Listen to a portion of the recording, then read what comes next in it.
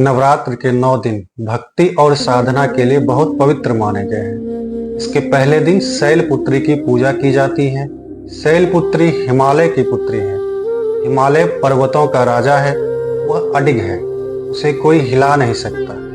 जब हम भक्ति का रास्ता चुनते हैं, हमारे मन में भी भगवान के लिए इसी तरह का अडिग विश्वास होना चाहिए, तभी हम अपने लक्ष्य तक पहुंच सकते हैं। यही कारण है कि नवरात्र के पहले दिन शैलपुत्री की पूजा की जाती है। माँ शैलपुत्री सती के नाम से भी जानी जाती है। आइए इनकी एक छोटी सी कथा सुनते हैं। एक बार प्रजापति दक्ष ने यज्ञ करवाने का फैसला किया। इसके लिए उन्होंने सभी देवी देवताओं को निमंत्रण भेज दिया, लेकिन भगवान शिव को नहीं। देवी सती भली भांति जानते थे कि उनके पास निमंत्रण आएगा, लेकिन ऐसा नहीं हुआ।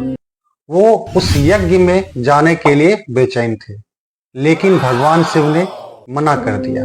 भगवान शिव ने कहा, यज्ञ में जाने के लिए उनके पास कोई भी निमंत्रण नहीं आया है और इसलिए वहां जाना उचित नहीं है। सती नहीं मानी और बार बार यज्ञ में जाने का आग्रह करती रही। सती के ना मानने की वजह से शिव को उनकी बात माननी पड़ी और अनुमति दे दी। सती जब अपने पिता प्रजापति दक्ष के यहाँ पहुंची तो देखा कि कोई भी उनसे आदर और प्रेम के साथ बातचीत नहीं कर रहा है। सारे लोग मुंह फेरे हुए हैं और सिर्फ उनकी माता ने स्नेह से उन्हें गले लगाया। उनकी बाकी बहनें उनका उपहास उड़ा रही थी और सती के पति भगवान शिव को भी तिरस्कृत कर रहे थे। स्वयं दक्ष ने भी अपमान करने का मौका ना छोड़ा। ऐसा व्यवहार देख सती दुखी हो गई। अपना और अपने पति का अपमान उनसे सहन ना हुआ और फिर अगले पल उन्होंने वो कदम उठाया जिसकी कल्पना स्वयं दक्ष भी ने नहीं की होगी। सती ने उसी यज्ञ की अग्नि में खुद को स्वाहा कर अपने प्राण त्याग दिए। भगवान शिव को जैसे ही इसके बारे में पता चला, वो दुखी हो गए। दुखी और गुस्से की ज्वाला में जलते हुए शिव ने उस यज्ञ को ध्वस्त कर दिया। भगवान शिव ने अपने तांडव नृत्य से सृष्टि को हिला दिया।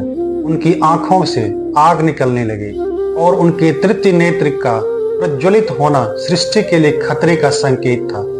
सभी देवता भगवान शिव के क्रोध से भयभीत हो गए। सती के शरीर को लेकर शिव आकाश में उड़ने लगे। उनकी विलाप भरी आवाज से सृष्टि में त्राही त्राही मच गई। सभी देवी देवता हाथ जोड़कर शिव से क्षमा मांगने लगे। जब भगवान शिव आकाश में भटक रहे थे, तब उनके क्रोध के कारण मां सती के शरीर के अंग धरती पर गिरने लगे। ये अंग विभिन्न स्थानों पर गिरे और जहां जहां ये गिरे वे स्थान शक्तिपीठों के रूप में प्रसिद्ध हो गए। ये शक्तिपीठ सती के दिव्य रूप और शक्ति का प्रतीक बने और आज भी भक्तों द्वारा पूजे जाते हैं। इन शक्तिपीठों में कुछ प्रमुख शक्तिपीठ जैसे काली घाट कोलकाता, वैष्णो देवी जम्मू, ज्वालाजी हिमाचल प्रदेश, कंपिल उत्तर प्रदेश। नवरात्रि के दूसरे दिन की आराध्य देवी है मां ब्रह्मचारिणी। ये देवी दुर्गा का दूसरा स्वरूप मानी जाती है, जिनकी पूजा भक्तजनों को संयम, त्याग और तपस्या का मार्ग दिखाती है। आइए मां ब्रह्मचारिणी की अद्भुत कथा को विस्तार से जानते हैं। पुराणों के अनुसार मां ब्रह्मचारिणी का जन्म पर्वतराज हिमालय के घर हुआ था। इनके पूर्व जन्म की कथा भी उतनी ही रोचक है। मां का यह रूप वही सती है जो प्रजापति दक्ष की पुत्री थी और भगवान शिव की पत्नी थी। एक बार प्रजापति दक्ष ने यज्ञ का आयोजन किया और भगवान शिव का अपमान किया। सती इस अपमान को सहन नहीं कर सकी और उन्होंने उसी यज्ञ कुंड में अपने प्राणों की आहुति दे दी। लेकिन मां सती का यह प्रेम और समर्पण इस जन्म के बाद भी समाप्त नहीं हुआ। अगले जन्म में उन्होंने पर्वतराज हिमालय के घर मां पार्वती के रूप में जन्म लिया और फिर से भगवान शिव को पति के रूप में पाने का संकल्प लिया। इसी संकल्प को पूरा करने के लिए मां पार्वती ने कठोर तपस्या प्रारंभ की। सर्वप्रथम उन्होंने वर्षों तक केवल फल फूल खाकर तपस्या की। धीरे धीरे उन्होंने केवल जड़ी बूटियों पर ही निर्भर रहना शुरू किया। उनके कठिन तप का प्रभाव इतना बढ़ा कि उन्होंने कुछ वर्षों के बाद भोजन भी त्याग दिया और केवल सूखे पत्तों पर जीवन यापन करने लगे। यहाँ तक कि जब उनका तप और भी प्रबल हो गया, तब उन्होंने सूखे पत्तों का भी त्याग कर दिया और बिना अन्न जल के तपस्या करती रही। हजारों वर्षों तक चलने वाले इस कठिन तप ने देवगणों, ऋषि मुनियों और स्वयं ब्रह्मा जी को भी चकित कर दिया। माँ ब्रह्मचारिणी के इस अद्वितीय संयम और धैर्य को देखकर अंततः भगवान शिव प्रसन्न हुए और उन्होंने दर्शन दिए। भगवान शिव ने माँ के तप और भक्ति को स्वीकार किया और उन्हें अपनी पत्नी के रूप में स्वीकार करने का वचन दिया। माँ की यह साधना एक ऐसी प्रेरणा है जो हमें बताती है कि सच्चा प्रेम और समर्पण कठिन तप के बाद ही फलित होता है। नवरात्रि के तीसरे दिन माँ दुर्गा के तीसरे स्वरूप की पूजा अर्चना की जाती है, जिन्हें माँ चंद्रघंटा के नाम से जाना जाता है। ये देवी भक्तों की मनोकामनाओं को पूरा करने वाली, शांति और साहस प्रदान करने वाली मानी जाती है। माँ चंद्रघंटा की उपासना करने से साधक को भय, कष्ट और दुष्स्वप्न से मुक्ति मिलती है। आइए जानते हैं माँ चंद्रघंटा के संपूर्ण कथा और उनके इस स्वरूप का महत्व। पौराणिक कथा के अनुसार माँ पार्वती ने महादेव शिव को पति के रूप में पाने के लिए कठोर तपस्या की थी। उनकी इस तपस्या से प्रसन्न होकर भगवान शिव ने उन्हें पत्नी के रूप में स्वीकार किया। जब भगवान शिव माता पार्वती को विवाह के लिए लेने आए तब उनका स्वरूप अत्यंत भयानक और डरावना था। उनके गले में नाग, सिर पर भस्म, माथे पर त्रिपुंड और जटाओं में गंगा धारा बह रही थी। उनकी बारात में भूत, प्रेत, नाग, पिशाच और दैत्य भी शामिल थे। इस भयंकर दृश्य को देखकर राजा हिमालय और माता मैना अत्यंत भयभीत हो गए। इस डर को दूर करने के लिए माता पार्वती ने चंद्रघंटा का रूप धारण किया, जो अत्यंत दिव्य और सौम्य था। उन्होंने अपने मस्तक पर अर्धचंद्र धारण कर लिया, जिससे उनके रूप में अद्वितीय सौम्यता और शांति झलकने। माँ चंद्रघंटा के इस दिव्य स्वरूप को देखकर भगवान शिव और उनकी बारात के सभी सदस्य शांत हो गए और उनका क्रोध शांत हो गया। उनके सौम्य रूप ने वातावरण को शांति और उल्लास से भर दिया। इस प्रकार भगवान शिव और देवी पार्वती का विवाह धूमधाम से संपन्न हुआ। इस रूप में माँ चंद्रघंटा ने न केवल अपने माता पिता का भय दूर किया, बल्कि भगवान शिव के उग्र रूप को भी शांत किया। माँ कुष्मांडा देवी दुर्गा के 9 रूपों में चौथे स्वरूप के रूप में पूजी जाती है। नवरात्रि के चौथे दिन इनकी पूजा अर्चना की जाती है। माँ कुष्मांडा की उत्पत्ति और उनकी कथा अत्यंत रोचक है। इन्हें ब्रह्मांड की सृष्टिकर्ता माना जाता है, जो अपनी मंद कोमल मुस्कान से सृष्टि की रचना करती है। इसलिए इनके नाम का अर्थ भी कुष्मांडा है, जिसमें कु का अर्थ छोटा, कुष्म का अर्थ ऊर्जा और अंडा का अर्थ ब्रह्मांड है। इसलिए माँ कुष्मांडा को वह शक्ति माना जाता है जिन्होंने अपने मुस्कान से ब्रह्मांड की रचना की थी, जब चारों ओर अंधकार था और कुछ भी विद्यमान नहीं था। पौराणिक कथा के अनुसार जब सृष्टि का कोई अस्तित्व नहीं था और चारों ओर सिर्फ अंधकार ही अंधकार था, तब माँ कुष्मांडा ने अपने तेज और प्रकाश से इस ब्रह्मांड की रचना की। उस समय कोई भी जीव जंतु या सृष्टि का कोई भी रूप विद्यमान नहीं था। तब माँ ने अपने मंद मुस्कान से ब्रह्मांड की रचना की और जीवन का आरंभ किया। इसलिए इन्हें सृष्टि की आदि शक्ति माना जाता है। माँ कुष्मांडा का यह स्वरूप अत्यंत दिव्य और तेजस्वी है। उनके शरीर से निकलने वाला तेज सूर्यों के तेज के समान है। इन्हें आदि शक्ति भी कहा जाता है, क्योंकि इन्होंने ही सृष्टि की रचना कर ब्रह्मांड को जीवन दान दिया है। माँ कुष्मांडा का निवास स्थान सूर्य मंडल के भीतर है, जहाँ कोई अन्य देवी देवता नहीं पहुँच सकते। केवल माँ कुष्मांडा ही इतनी शक्तिशाली है कि सूर्य के तेज और प्रकाश को सहन कर सकती है। माँ कुष्मांडा का यह रूप हमें सिखाता है कि जब चारों ओर अंधकार ही अंधकार हो, तब भी हमें अपनी मुस्कान और सकारात्मक ऊर्जा से जीवन को प्रकाशमय बनाना चाहिए। उनकी पूजा से जीवन में नई ऊर्जा और उत्साह का संचार होता है, जिससे हर साधक अपने लक्ष्य को आसानी से प्राप्त कर सकता है। इसलिए नवरात्रि के चौथे दिन माँ कुष्मांडा की उपासना कर उनकी कृपा प्राप्त करें और अपने जीवन को खुशियों और समृद्धि से भरें। ओम देवी कुष्मांडाए नमः। माँ स्कंद माता देवी दुर्गा के 9 स्वरूपों में 5वें रूप में पूजी जाती है। नवरात्रि के 5वें दिन इनकी उपासना की जाती है। माँ का यह स्वरूप मातृत्व और वात्सल्य का प्रतीक है। स्कंद का अर्थ है भगवान कार्तिकेय, जिन्हें सेनापति भी कहा जाता है, और माता का अर्थ है माँ। इसलिए इस रूप में माँ भगवान स्कंद यानी कार्तिकेय की माता के रूप में जानी जाती है। उनकी गोद में बाल रूप में भगवान कार्तिकेय सदैव विद्यमान रहते हैं और इस कारण माँ का नाम स्कंद माता पड़ा। पौराणिक कथा के अनुसार जब असुरों का आतंक चारों ओर बढ़ गया था, तब देवताओं के आग्रह पर माँ दुर्गा ने भगवान शिव के साथ मिलकर पुत्र कार्तिकेय को जन्म दिया। कार्तिकेय ने ही बड़े होकर देवताओं की सेना का नेतृत्व किया और महिषासुर जैसे दैत्यों का संहार किया। भगवान स्कंद की माता होने के कारण ही माँ दुर्गा के इस रूप को स्कंद माता के नाम से जाना जाता है। कहते हैं कि माँ अपने पुत्र को सदैव अपनी गोद में लेकर रखती है और जब भी भक्तजन उनकी पूजा अर्चना करते हैं तो वे भगवान स्कंद के साथ मिलकर अपने भक्तों को आशीर्वाद प्रदान करते हैं।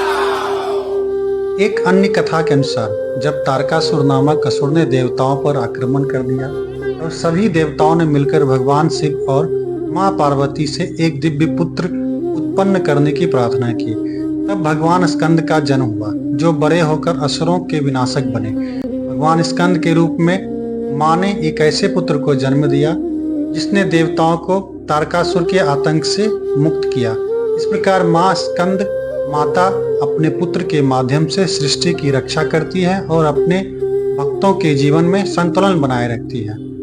माँ स्कंद माता की पूजा करने से साधक को न केवल शारीरिक और मानसिक शांति प्राप्त होती है, बल्कि वह आध्यात्मिक रूप से भी प्रगति करता है। जो भी भक्त सच्चे मन से माँ की उपासना करता है, उसे सुख शांति और समृद्धि की प्राप्ति होती है। नवरात्रि के 5वें दिन माँ स्कंद माता की पूजा करने से साधक की सभी इच्छाएं पूर्ण होती है और माँ का आशीर्वाद सदैव उसके साथ बना रहता है।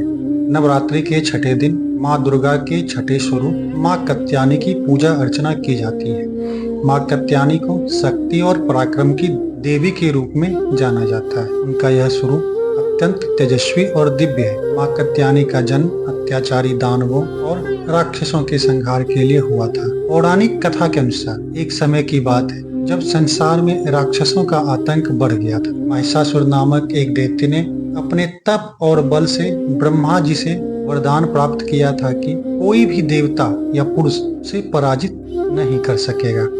इस वरदान के कारण महिषासुर का आतंक आसमान छूने लगा और उसने तीनों लोक में अत्याचार फैलाना शुरू कर दिया। उसने देवताओं को स्वर्ग से निकाल दिया और स्वयं स्वर्ग का राजा बन बैठा। महिषासुर के आतंक से समस्त देवता त्रस्त हो गए और उन्होंने त्रिमूर्ति भगवान ब्रह्मा, विष्णु और महेश से प्रार्थना की कि उन्हें इस संकट से मुक्ति दिलाई जाए।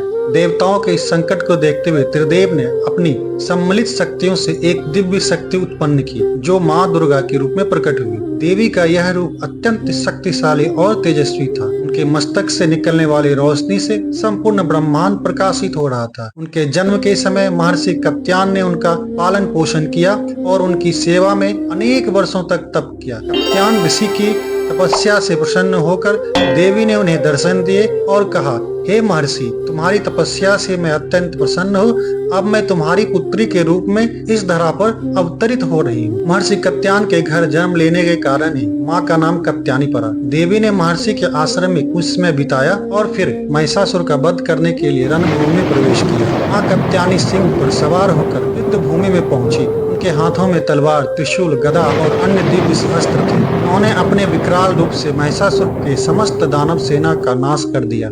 माँ कालरात्रि माँ दुर्गा के 7वें स्वरूप के रूप में पूजित है। इन्हें काल का नाश करने वाली देवी कहा जाता है। माँ का यह रूप अत्यंत उग्र और भयंकर है, लेकिन भक्तों के लिए यह रूप हमेशा शुभ और कल्याणकारी माना जाता है, इसलिए इन्हें शुभंकरी भी कहा जाता है। नवरात्रि के 7वें दिन माँ कालरात्रि की पूजा अर्चना की जाती है, जो भक्तों को सभी प्रकार के भय, राक्षसों और दुष्ट शक्तियों से मुक्ति दिलाने वाली है। पौराणिक कथा के अनुसार एक समय दैत्य शुंभ, निशुंभ और रक्तबीज ने अपने अत्याचार से तीनों लोकों को त्रस्त कर दिया था। देवताओं ने इन राक्षसों से मुक्ति पाने के लिए माँ दुर्गा का आह्वान किया। जब देवी दुर्गा ने युद्ध में शुंभ निशुंभ का संहार किया, तब रक्तबीज नामक राक्षस युद्ध भूमि में आया। रक्तबीज का यह वरदान था कि उनके खून की एक एक बूंद से हजारों रक्तबीज और उत्पन्न हो जाते थे। इस कारण जितना देवी उसका संहार करती, उतने ही रक्तबीज पैदा हो जाते थे। रक्तबीज का यह रूप देखते हुए माँ ने अपने भीतर की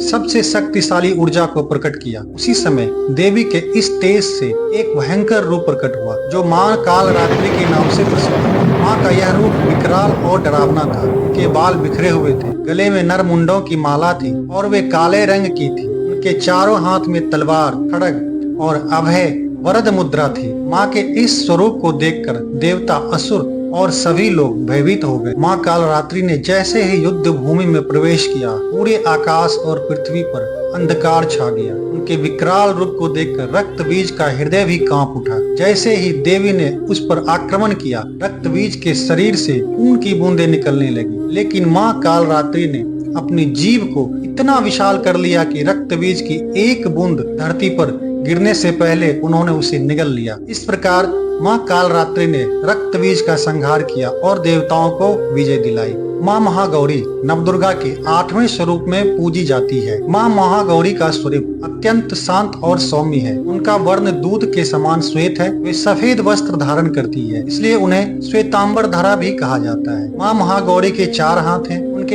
एक हाथ में त्रिशूल है, दूसरे हाथ में डमरू, तीसरा हाथ वरद मुद्रा में है और चौथा हाथ अभय मुद्रा में है। वे वृषभ बैल पर सवार होती है, इसलिए उन्हें वृषारूढ़ा भी कहा जाता है। पौराणिक कथा के अनुसार देवी पार्वती ने भगवान शिव को पति के रूप में पाने के लिए अपनी छोटी अवस्था में ही कठोर तपस्या आरंभ कर दी थी।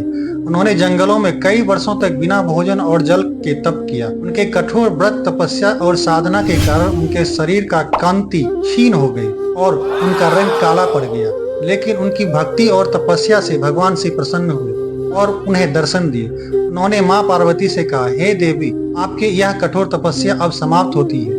मैं आपकी भक्ति से अत्यंत प्रसन्न हूँ और आपको पत्नी रूप में स्वीकार करता हूँ। भगवान शिव ने जब माँ के शरीर पर गंगा जल छिड़का, तब उनका रंग काले से अत्यंत गोरे में परिवर्तित हो गया और वे महागौरी कहलाई। महागौरी यह उज्जवल रूप शांति, पवित्रता और सद्गुणों का प्रतीक है। माँ महागौरी अपने भक्तों के सभी कष्टों को हरती है और उन्हें पवित्रता, शांति और आशीर्वाद प्रदान करती है। माँ महागौरी की पूजा अष्टमी के दिन की जाती है, जिसे महाअष्टमी के नाम से भी जाना जाता है। इस दिन माँ की पूजा करने से भक्तों के सभी पाप समाप्त हो जाते हैं और उनके जीवन में सुख, शांति, समृद्धि और वैवाहिक जीवन में सफलता प्राप्त होती है। माँ महागौरी की आराधना से विवाह में आने वाली बाधाएं भी दूर हो जाती है। माँ सिद्धिदात्री माँ दुर्गा के 9वें स्वरूप के रूप में पूजी जाती है। सिद्धिदात्री का अर्थ होता है वह देवी जो सिद्धियां प्रदान करती है। यह देवी सभी 8 प्रकार की सिद्धियां प्रदान करती है, जैसे अनिमा, महिमा, गरिमा,